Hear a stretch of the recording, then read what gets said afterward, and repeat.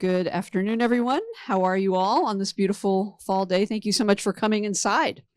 You know, I think it's a real act of interest and loyalty, so we really appreciate it. I'm Lissa Muscatine. I'm co-owner of Politics and Prose, along with my husband, Brad Graham, who's not here, unfortunately.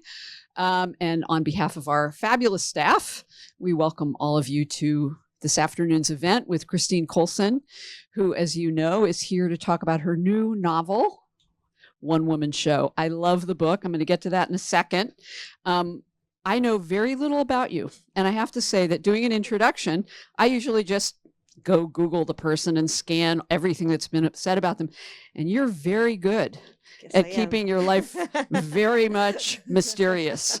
But what I do know, first of all, is that she's a very dear friend of a very dear friend of mine, which I appreciate. So that's already a bill of affirmation. And she worked for 25 years as a senior writer at the Metropolitan Museum. Were you a writer the whole time? I was a writer the whole time. And that's what I know. And that you've written one. That's what I've allowed to get out. That's what you've allowed to get out. Very, very well done. Others can learn from this, I just want to say. She's written one best-selling novel before this, also about the art world. I think it came out in 2019. Yep. And called Metropolitan Stories. I should mention the title. And here she is for her second novel, which just came out a few days ago, this past week. I love the book. What do I love about the book? It's incredibly, refreshingly original, as any of you who've read it have seen and can tell. It's super smart. It's laugh out loud funny in places, and it has a much deeper set of messages that I hope we'll get to talk about. And, you know, I hate to quote from a jacket cover, but I'm going to, because I think your jacket cover actually kind of aptly sums up the book. It's a little bit hard to tell people how this book tells a story in the form that you have chosen to tell it. But what your jacket cover says is a sly and stylish novel, remarkably told through museum wall labels, about a 20th century woman who transforms herself from a precious object into an unforgettable protagonist. Is that pretty accurate? I mean, it's a summation. So. Yeah. Well, I mean, maybe you wrote it. I don't know. The jacket cover. I think it is exactly what I'm trying to achieve, in the sense of taking this form. So these are those little wall labels you see in museums next to every work of art, and creating what is essentially a kind of retrospective exhibition of a life. And the subject of that show is a wealthy 20th century, not always particularly likable woman who is prized, collected, evaluated, critiqued, just like a work of art would be, from her earliest childhood throughout her life. So the parallels between art and human experience, well, at first it seemed like an experiment, were thrilling to write about. And actually that the language of art is really satisfying to apply to the human experience. Well, let's talk about that for a second, because you say, I think in your acknowledgments, you talk about having gone for 25 years quietly as a quiet writer at the Met, and them having given you space to do this book, which is writing loudly. And first of all, I just sort of wondered, were you sort of feeling liberated in the way your protagonist may have felt liberated through various changes in her life, when you were able to write this way? I think the quiet writing at the Met, I was a speechwriter for 8 years. And so I was always the person behind the person, right. And always writing in someone else's voice. I got it. And to some degree, this is a voice too. Labels are a voice, that institutional voice of authority, that curatorial voice. You know, you only get 75 words, or at the Met, you only get 75 words for a label. So you have to write in a certain way that every word has to work. Every word has to sing. You have to jam together all these clauses in order to make a point. And you need to stick the landing at the end of the label to kind of create this story that has to stand alone, because you don't know how people are going to read them. So you can't string them together. Mm-hmm. So in some ways, that's also the challenge of the book, is to take this form and stretch it to its greatest capacity. So how can you create a label that stands alone? How do you link them together? Because you need to do all those characteristic things of a novel, plot development, character development, all of that. But then how do you create an emotional label? Can you write a funny label? Can you write a sexy label? And that yes, it turns out you can do all of those and more. Yeah, I mean, that was the fun of it and the challenge of it. Well, let's just I want you to read some to give people a flavor of what is possible in 75 words. But just to rewind for 1 second, 25 years, you're working at the Met, you write another book that's fictional account of the art world based on the Met. What gave you the idea to use this format for trying to tell this novelistic story? So the Met gave me a sabbatical for a year in 2017 to write the first novel.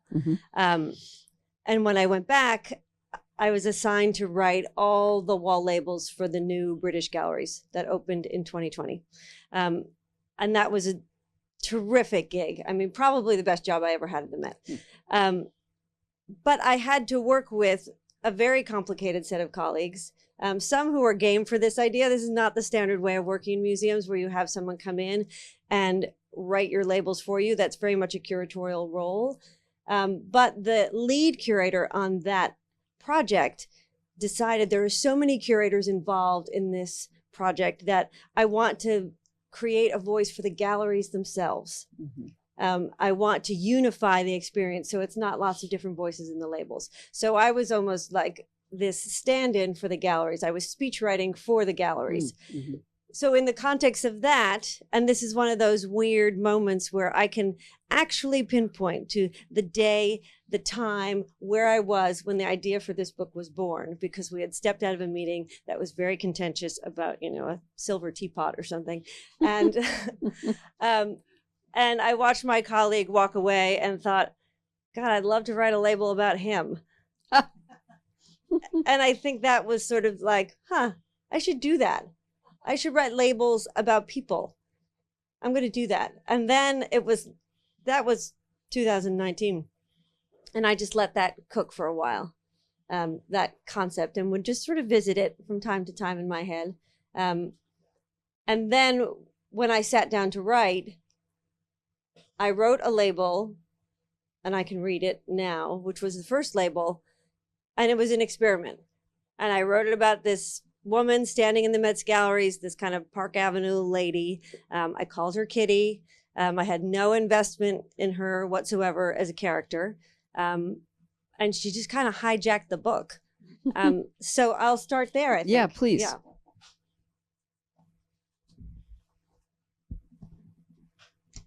There are no page numbers in this book because labels don't have page numbers. So I got rid of them in my contract. Now, what you first need to know is, remember, when you look at labels, you always see those first 3 lines that are like artist and date and medium. We call that in museums the tombstone information. So what you're first going to hear is the tombstone. And there is a tombstone information on every single page before a label. Matron, age 91. 1998.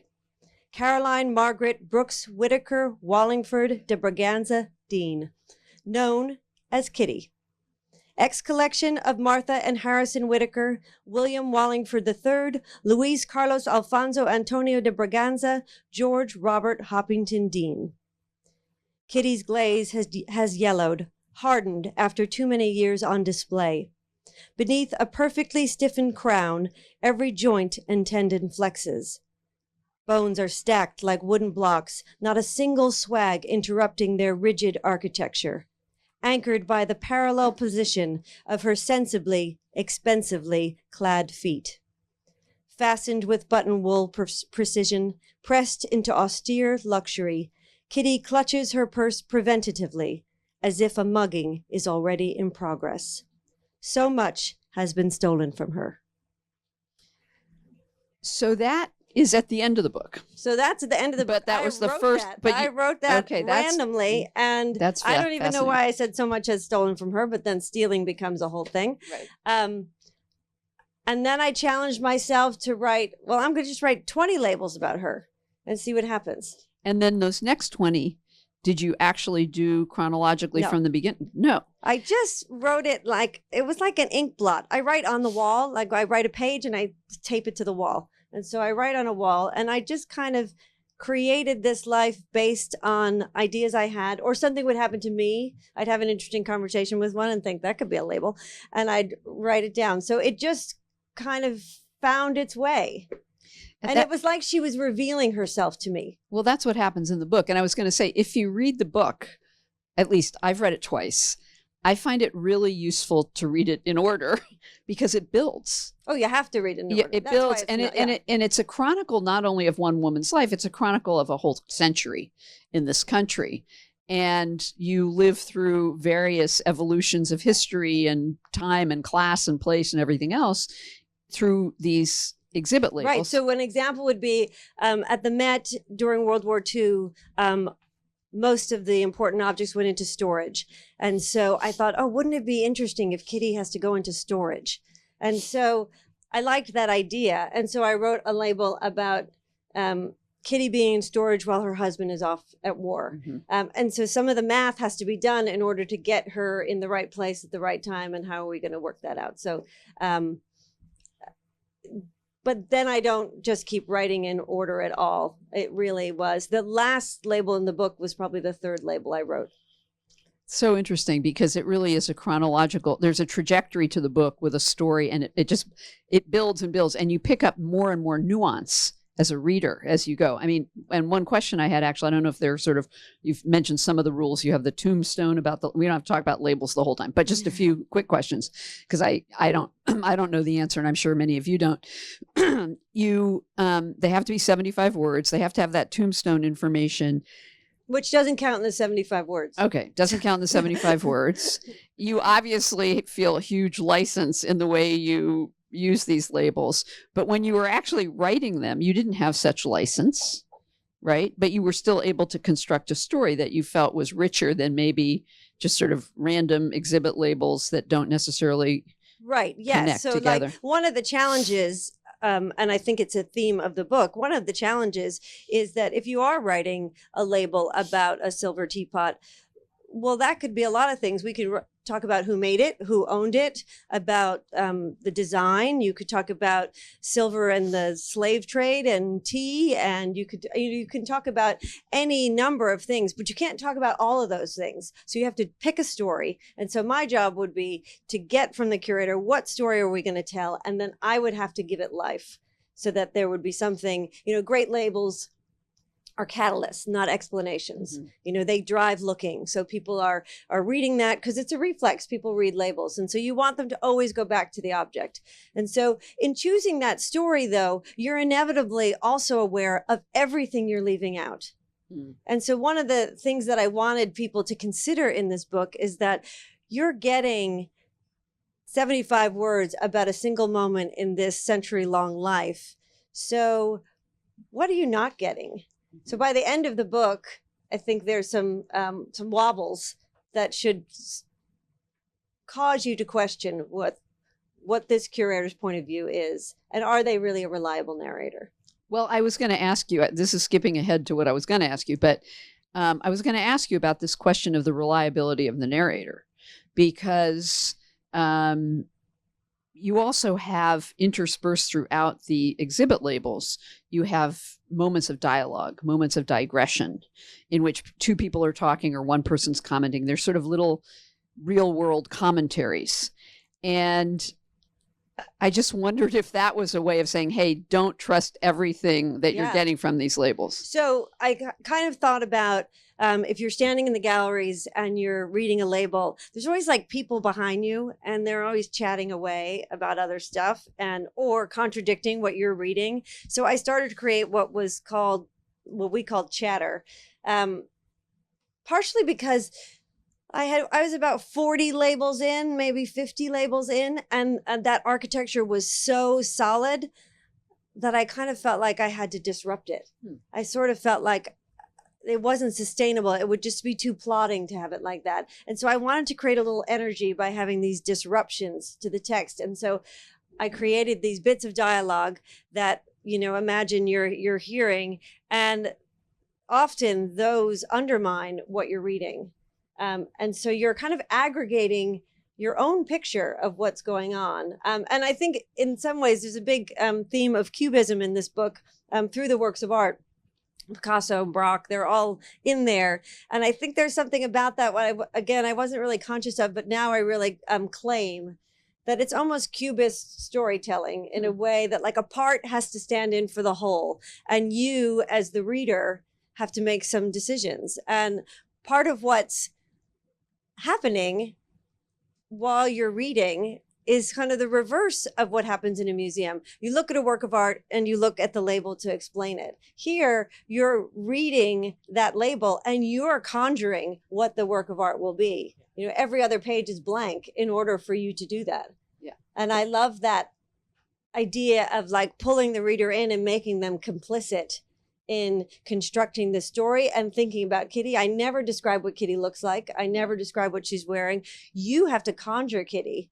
And I think that conjuring really ignites the imagination in the best possible way. You do ascribe certain characters. I mean, you use porcelain a lot to describe her. Yeah. Well, porcelain's so convenient to write about with human beings because, especially a woman like Kitty, you know, it's hard but fragile. It's made from fire. It's easily kind of moved around and put with other things. And it's very hard to hide its damage. And so one of the things I always think about in comparing and using the language of art for people in museums, when something has flaws, we say it has condition issues. And I think what more do human beings have than condition issues? We all have condition issues. I think about, you know, people go on 23andMe and get, you know, a reattribution.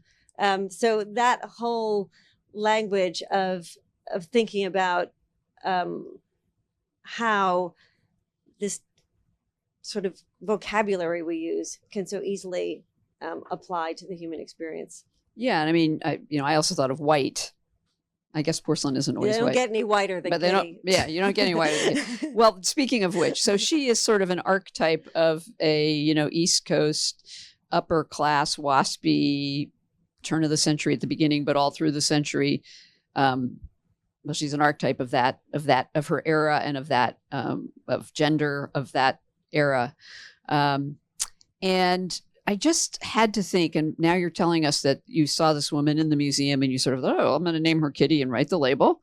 But there must have been other women of her ilk that were models for this character for you. Oh, yeah. I mean, there are lots of women like that around the museum. I mean, I love those women because you could sense their strength, but you could also sense like almost the limitations of their life. Like you could feel that from them. There was a certain, you know, I talk about Kitty's vitrine all the time, the way in which she can't go beyond a certain point. And she butts up against that, but not in a triumphant way.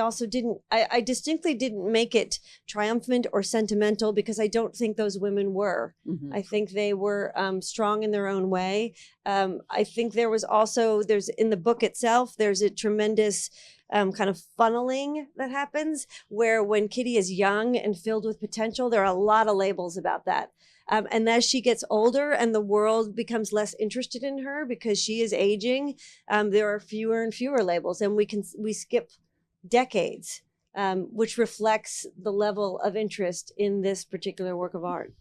I thought also, I mean, I was thinking of people like Katharine Graham and Eleanor Roosevelt, just these women who clearly had extraordinary potential and took on huge responsibilities, but you still felt like they were constrained. And Kitty is constrained. And they too were being evaluated and constantly. Critiqued That's in a good whole point. other way. Yeah. Right. And objectified and Yep. everything else, as women even today in public life are constantly. And I was thinking a lot about expressions of power. What mechanisms do women have to express their power? Very few in her generation. And she is clearly constrained. But she's not really powerless. And one of the sort of fun and mischievous things about the book is these various transgressions that she has. I mean, she kind of collects and acquires things, including husbands, but, trinkets and this, she's basically a thief, but she also just keeps having these husbands, and she's transgressive in a way that made me feel, okay, this is one of the few ways she can exercise her power. Yeah. Was that what you were intending? I think so. I think that you kind of oddly are on her side, mild petty theft, but you do kind of get on her side because of that, because it's like the collected kind of wants to collect. She understands what possession is. Yes. And she wants to participate in a way. So it's the same way when she starts taking things, it's a soothing thing. And it happens when in response, not to give away too much plot, but it happens in response to something being taken away from her. Right. And so I think there's something about that is maintained throughout her life. I think that was important. And again, so much of what we talk about when we talk about works of art, people love when works of art are stolen. And so I think that undercurrent of art theft and all of that, and the tropes of that, was fun to apply in a totally different way to her. Well, I won't give away what she does with all these things that she steals, for lack of a better term. But it's interesting that you say it's soothing. There are other elements of this in which the sort of satire of this social class at this time intersects with sort of sad truths about this social class. Drinking, racism, drinking, classism, weird kinds of sexual adventures, and so on. And how conscious were you of trying to elicit those sort of deeper, darker truths about this social class when you were writing the book? Well, I think it's not a expose of WASP culture. It's more that they have their, Kitty and her garniture, as we call them, her group of friends. I think it's very tribal, right? They have their own codes. They have their own ways of speaking to one another. I think everyone has a nickname. She's got this crazy long name, but they call her Kitty for her whole life. I think within this world, everyone seems to have kind of very formal names, and then these goofy, Binky Bunny, all these names, Bobo, that they keep for the rest of their life. And the people who know them by those names are the people who are in their tribe. It's almost a way of creating that distinction so that they know who's who. And so those characteristics and how they function in that way, I also treat Kitty and her whole garniture as artifacts. Yes. Like I kind of feel like so much of this is sort of a 20th century thing, and not particularly relevant. But the overall construct of this story and how it is curated, I think, is deeply relevant to the way we live now, and the world in which, we follow one another on Instagram and see these unbelievably curated versions of our lives. And we should question what's being left out of that. I mean, everything now is so curated to suit us, and news is the same way. And so I think creating something in which you're getting a very curated experience until you start to question that and ask, wait a minute, this is not quite as reliable as it sounded in the beginning, I think is a very healthy exercise for all of us. Yeah, I mean, that's really, really interesting to hear you describe that. I guess thinking back to some of my favorite of these labels that you've written, they're pretty revealing. I mean, what I like about them is that they're not sort of formalistic and elitist in the way that I think of museum labels often being, or the world of museums often being. Yeah, I mean, you can write a label. I mean, I have proven here, you can write a label about anything. There's but it's not a sandwich about midway through the book. But that's not what you typically find when you go to a museum. No. But I will say, when you typically go to a museum, they don't spend a lot of time explaining art terms to you. Correct. They just use them. And I did that too, because I really wanted the reader to enjoy the word, even if they didn't know what it meant. Well, that was another thing I was going to ask you, because I I'm familiar with, basic art terms and art genres and so on, but I knew I was missing things. But then I thought, I don't think it matters so much that I'm missing things. Like, No, I'm getting the I think gist. if it's in there and you don't know it, even the sound of it, I liked. A word like ormolu. I mean, that's just a great word. Yeah. So yeah, I could. Yeah, read some more. Read some I'm more. going to read a good example of that. This is Kitty at the Met's Centennial Ball in 1970. Party guest, age 64, 1970. Caroline Margaret Brooks Whitaker Wallingford de Braganza Dean, known as Kitty. Ex-collection of Martha and Harrison Whitaker, William Wallingford III, Luis Carlos Alfonso Antonio de Braganza, George Robert Hoppington Dean. Kitty is on display at the Metropolitan Museum of Art's Centennial Ball. Her conventional profile stands in contrast to more contemporary forms, ripe and youthful with their rippling hair and snug gowns. The scent of late modernist pot in the Great Hall reinforces these stylistic differences as Kitty clutches her gin and prepares to dodge Buzzy McClure, a capacious tureen of a man known for his roving finial. So I don't think you really need to know what finial means. No. I think you know what finial means. No, exactly. Okay, so I also felt as I was reading this that there were sort of inside museum jokes. And I kind of knew I was reading them, but I wasn't sure I knew. So I'm wondering if you could just read this one and tell us what it's about. I just want to say she was the other thing I know about her was that she was an intern in, I believe, the Department of European Paintings at the Met at the very, very beginning, many, many years ago. Okay. So this is one at sort of toward the end of the book. Right. So this is a good point. Not all the labels are about Kitty. Other people enter and there are labels about them. Ellen Barton, assistant, Department of European Paintings, the Metropolitan Museum of Art, age 23, 1976. Collection of Elizabeth and Joseph Barton, known as Beth and Joe. Ellen examines the porcelain machinations of Kitty Dean, European painting's ostensible volunteer, and catalogues her somewhere between a rigid English tea caddy and a frothy Sèvres vase. A childless woman, Mrs. Dean enjoys the unfeathered path of the rich, but without any real ambition. She was raised as a prize, a pretty thing entitled to pretty things. While there exists a certain brutalist daring in knowing there is nothing beyond one's own life, Ellen wonders, does Kitty even dream? So?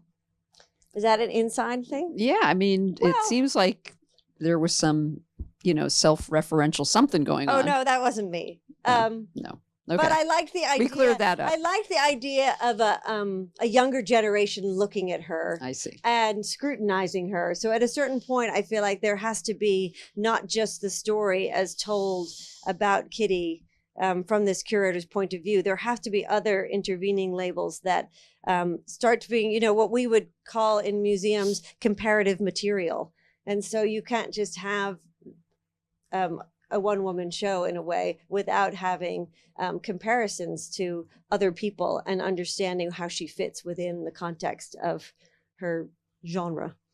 And her garniture does reappear at various points in this, her original, which is a lot of fun. Garniture is the only word that I defined at the beginning of the book because I gently surveyed my colleagues at the museum, and it's a very European sculpture and decorative arts word. It means a group of matching porcelain objects.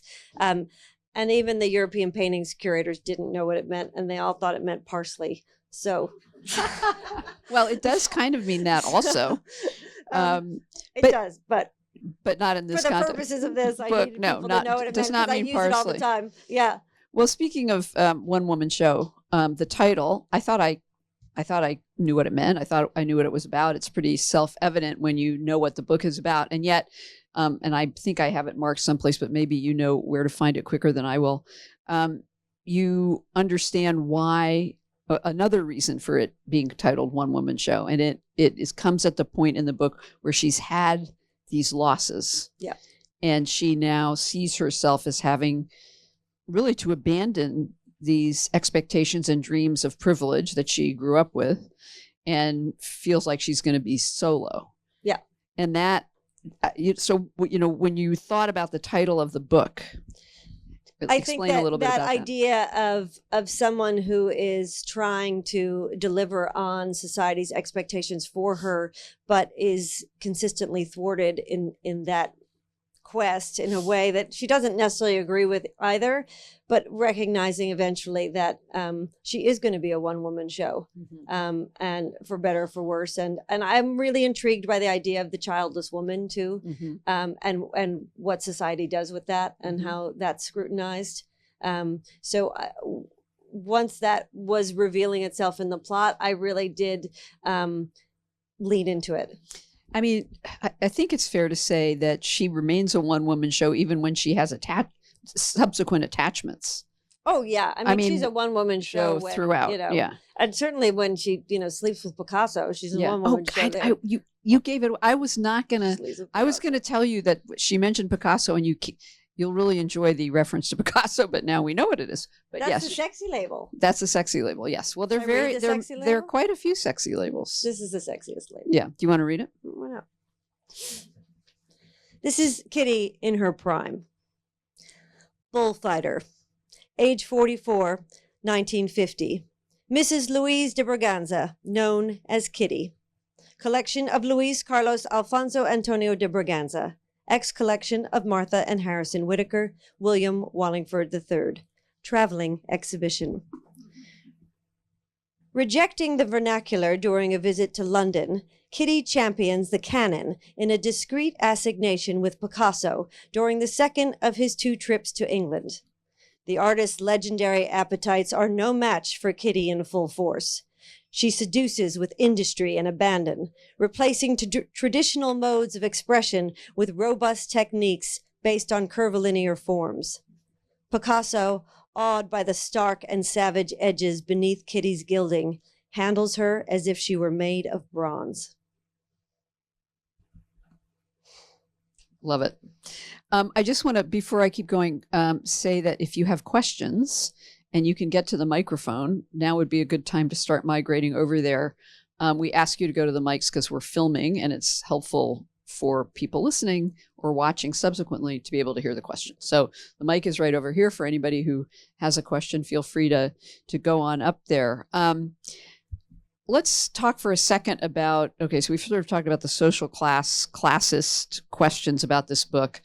What about, and I kind of alluded to this, the art world as a place of kind of formality and distance for many, many people. And I'm just wondering, I sort of alluded to this earlier, that I felt like your exhibit labels were kind of, resisting that and telling more and being sassy and mischievous and honest and truthful in many, many ways compared to the norm. Was your intention to sort of take on the pretense of the art world in any way, or am I mischaracterizing the art world? Well, I don't think so. I mean, that wasn't my intention. I think I wind up doing it because the nature of trying to make the labels tell stories and be narrative, I think satirizes label speak just by its form. I think people shouldn't look at labels, frankly. I wrote them, don't read them. I think the power of looking is so much stronger than anything a label has to offer. And I wish people had a kind of more robust muscle for just looking and spending time with objects rather than depending on the label because of its limitations. There's nothing a label can tell you that you couldn't find. Well, that's a sort of, I mean, I love that. That's a sort of proletarian view of how we should appreciate art, right? I mean, we don't people feel conditioned. Require an explanation for a piece of music. You listen to it. Yeah. You experience it. You like it. You don't like it. You respond to it. I feel like people should feel empowered to respond to works of art in the same way. But don't you think people feel like they have to read the label because somehow you're supposed to be knowledgeable about art? I think it's hugely intimidating, and people feel like there's something I don't know, and this little piece of paper is going to tell me what it is. Yeah. And I think that's a very limited experience. I think people have it in them. I think if they really spend time with works of art that they respond to, that make them stop in their tracks, I think there's great power in that. And there's a reason you stopped. So go find it.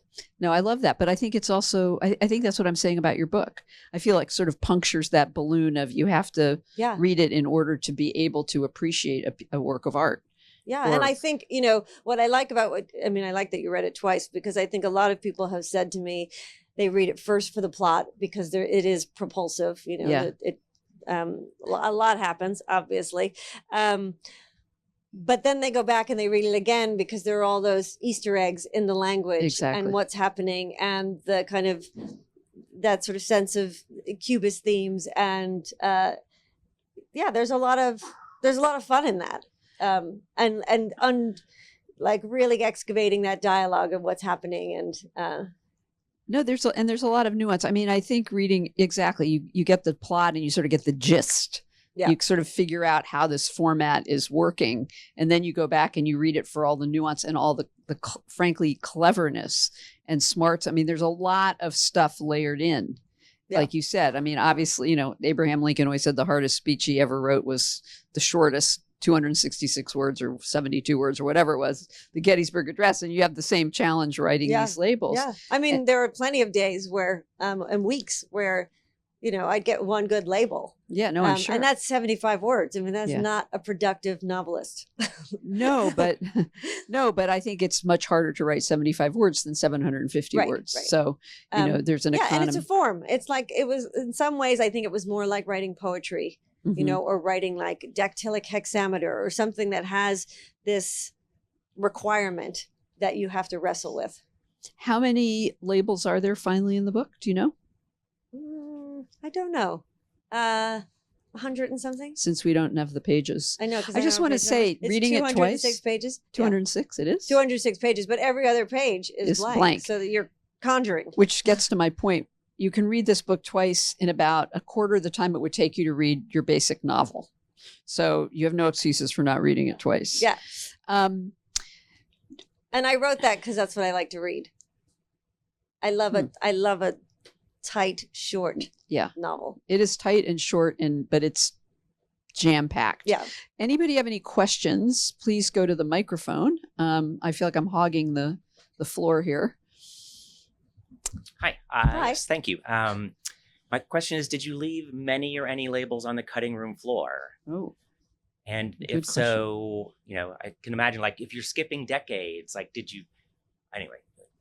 I didn't, mainly because they were so hard to write. I'd try and like elbow them in. I just figured out, and because I wasn't writing in a linear way, if I had a good idea and I could write the label and I'd get the 75 words, then, it would go on the wall, and then I'd have to almost write to accommodate it. So I was greedy and I wouldn't let them go. Got it. So, there isn't like another 200 labels lying on the floor. It's a great question, though. Hi. Hi, my question is about the book cover. So obviously art is very important in your life. What was the design process like for the book cover? It's obviously like hard, very straight and to the point. It looks very straight and to the point, but it was difficult because I'm really super picky about it. And we worked really hard to get to this cover. This is actually these are 18th century Meissen porcelain figures that I took a picture of on my iPhone leaving an art fair. They were on this shelf, and I just took my phone and took a picture of them, and there was no one around and there was no label. So I didn't know what they were, and I just took a picture. And then I wound up in a meeting where we were all frustrated with the current cover designs. I said, well, I do have this image on my phone, and I sent it to them, and that is actually the image on here. And I think it just sums up everything in terms of evoking the world of porcelain, but not being too heavy-handed about Kitty herself being a porcelain figure, because I think it's more open-ended than that. And I really feel like this black cover looks like something very esoteric, which is Wedgwood basalt ware, okay. which Josiah Wedgwood never figured out how to put gilding on basalt ware, but I have done it here. So it was hard, but I wanted to look like an exhibition banner. So that's where that font is. The font in the book is the font that the Met uses for all of its labels. Everything. That's why there's no deckled edge, because labels don't have a deckled edge. So there was a lot. It's on this special paper, so they would print the way that I wanted it to be. So my publisher is just like so tired of me. I was going to say, your you so publisher much. really, There were a amazing. lot of side letters in my contract for font approval and paper approval, and It's great that they went along with it, because that is did. not, let me just say, that is not the norm. no, they were very game. They were That's- very game. But that- yeah, That's incredible. but I Uh, think it had to feel like an object. It had to feel like Yeah. a thing, and I think it had to stand up to museum scrutiny. Absolutely. Yeah, Hi, Christine. Did you have an editor for this book?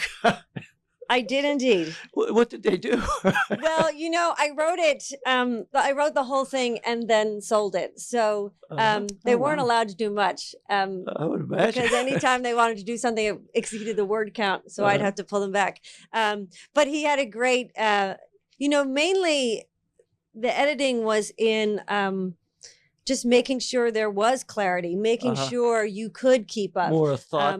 Yeah, like it does okay. have. You can't feel stuck. I mean, there were also, we wanted to make sure that you understood, because when you start to read the book, it takes 5 labels to realize. In the beginning, now people know it's the whole book, but in the beginning, it would take 5 labels for people to realize, like, this is all she's going to do. Yeah. And I think that was part of it, is how do you get people to get, kind of latch on to the cadence of Yeah, it, so yeah. that they're game to keep going. Yeah. 'Cause in the beginning, it just felt like, well, this is a very clever framing device. Like, oh, I love this. And then when does the novel But start? she's serious. When She's does- going to keep doing exactly, it. like, when does the novel start? And then you realize this is it. And so making sure that worked. Very cool. But I Yeah. did that with a lot of readers while I was writing, Uh-huh, making yeah. sure I always work with a lot of readers to Yeah, make non-art world readers Right. to make sure it will have the clarity it needs to sustain itself, even if the language sometimes is unfamiliar. Uh-huh. And that's really important to me. Mhm. And in fact, one of the first people I sent it to is a dear friend of mine, not from the art world, in fact, from the Washington world, who is the smartest person I know.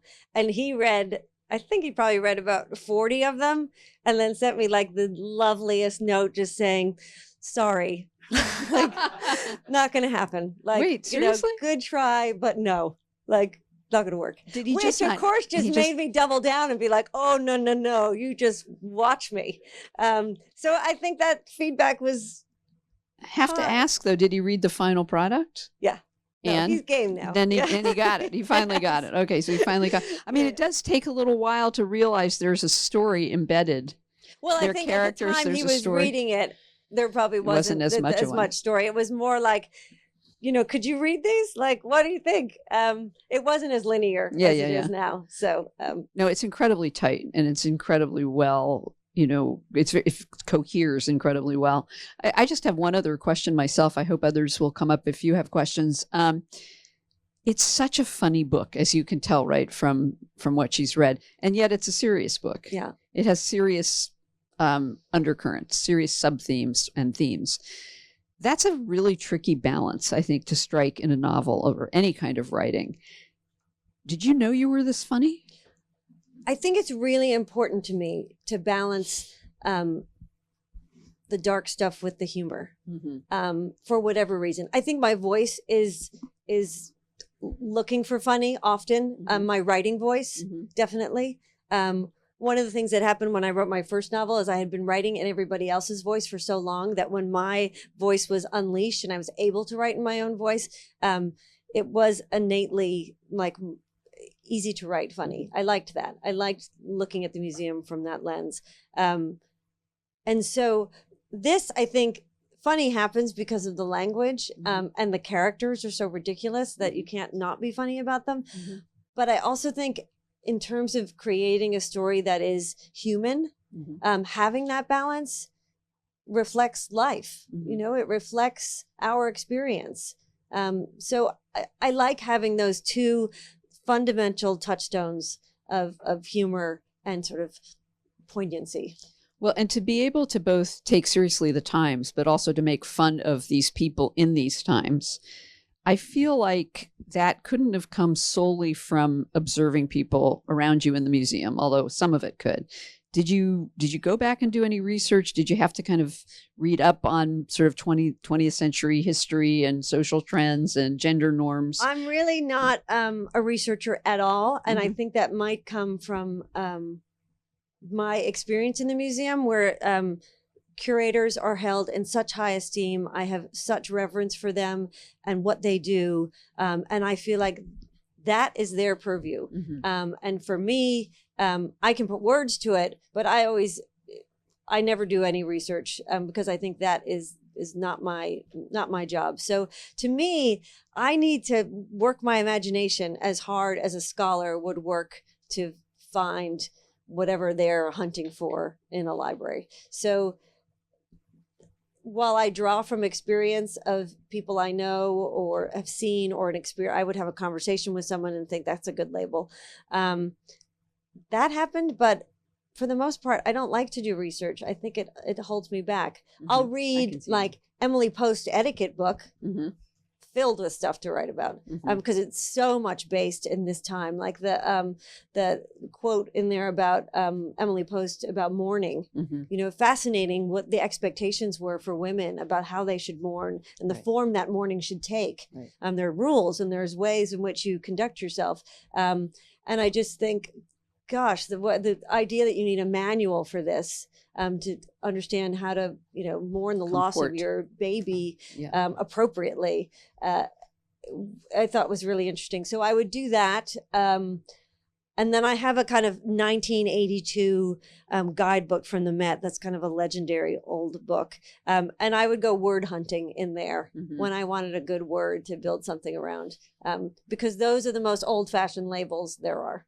And the names just were the kind of standard funny names that we associate. Well, the names are fun to make ridiculous, because there is Binky Bunny and all those things. But then when we get to Whippy, I think we've got, jumped off the rails a bit. So I loved making up the names because I do find them, when someone's called like Winthrop Charles Brathwaite III and his name is Ham. I just like that. Just look at the Harvard or Princeton alumni directory and get a lot of good ideas probably. Exactly. Does anybody have more questions? I want to ask Christine. Oh, we have another question coming. Great. Can you suggest an author who might write a similar book about the House of Representatives and its sequence of votes for Speaker? God, what a brilliant idea. That would take a lot of labels at this point. But anyway. But you could write a label about a lot of those people. I could.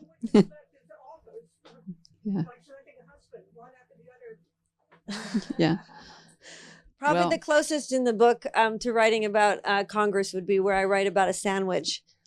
That's true. You want to read that? Want to read the sandwich label? Sure. This is Kitty's lunch. Tuna salad on white toast with carrot sticks. Lunch, 1950. Collection of William Pohl Specialty Foods and Catering, 1051 Lexington Avenue, New York City. A rectilinear composition of 4 diminutive sandwich triangles punctuates a circular porcelain plate in an abstract portrait of caloric constraint. 3 orange stripes, peeled carrots of limited dimension, add to the Mondrian rigor, drawing the eye without tempting the palate. Kitty eats this still life alone and with the quiet resolve of a squirrel unable to temper the determined lust of its consumption. A cigarette follows. Any more questions? And if not, I'm going to ask Christine to pick a favorite that you want to end with, or I could also pick. Can you do that? I also love this docent one, but anyway. You know what? I'm gonna read the most challenging label because I'm sort of proud that I was able to do this. Wait, can you explain why it was the most challenging? Because this is a label about a miscarriage. And I will say this is the only label I wrote in one go. Mother, age 21, 1928. Mrs. William Wallingford III, known as Kitty. Collection of William Wallingford III. Ex-collection of Martha and Harrison Whitaker. With stopwatch precision, a Baroque swell of fertility secures Kitty's place as a traditional vessel. But studio malfunctions propel the glossy pink snuff box through Kitty as if she were constructed of lace. The baby survives for the soul beat of Kitty's whispered, possessive greeting, mine, before vanishing like an erased line. Kitty's blue period begins. Like a faint fissure from within, the clutching memory of those few seconds will break Kitty below the surface, a persistent interruption beneath her varnish. Well, you guys get the idea of this book. It's so smart. It's so clever. It's just refreshing. I mean, so original, so fun to read, so interesting. I mean, you just hit every note in it, and we are so grateful to have you here. So thank you for coming. Delighted to talk about thank it. you for talking with us. Thanks to all of you for coming.